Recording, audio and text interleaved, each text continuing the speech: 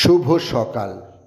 আজ 8ই কার্তিক 1432, ইংরাজির 26শে অক্টোবর 2025। 26শে অক্টোবর 1863 ইংলিশ ফুটবল অ্যাসোসিয়েশন গঠিত হয়। তাই আজকের দিনটাকে আধুনিক ফুটবলের জন্মদিবস হিসেবে নির্ধারণ করা হয়। মাদার টেরিজা কলকাতা শহরে মিশনারিজ অব চ্যারিটি নামে একটি সেবা প্রতিষ্ঠান প্রতিষ্ঠা করেন 26শে অক্টোবর 1950। 26শে অক্টোবর 1881 কাঁথি মহকুমার চাঁদিভেটিতে জন্মগ্রহণ করেন জাতীয়তাবাদী আইনজীবী ও রাজনৈতিক নেতা বীরেন্দ্রনাথ শাসমল।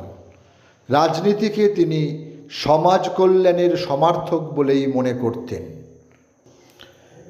জীবন মধুর মরণ নিঠুর, তাহারে দলিব পায়, যতদিন আছে মোহের মদিরা ধরণীর পেয়ালায়, দেবতার মতো কর সুধা পান, দূর হয়ে যাক হিতাহিত জ্ঞান, আমরা বাজাবো প্রলয় বিষান শম্ভুর মতো তুলি, টিটকারি দাও মৃত্যুরে ধরো মরার মাথার খুলি, চুমুকে চুমুকে দাও বারবার পরগো সবাই ঢুলি।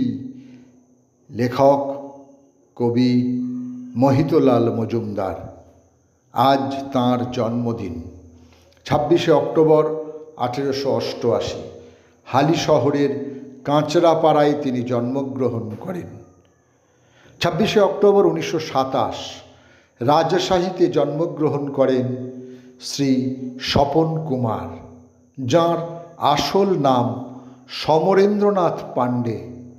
তিনি ছিলেন উদারমনা আদর্শবান একজন মানুষ, কিন্তু তার মধ্যেও তাঁর সম্মানবোধ জেদ ছিল চোখে পড়ার মতো। অনেকটা সে কারণেই একসময় তিনি শ্রীভিগু নাম নিয়ে জ্যোতিষচর্চাও শুরু করেন।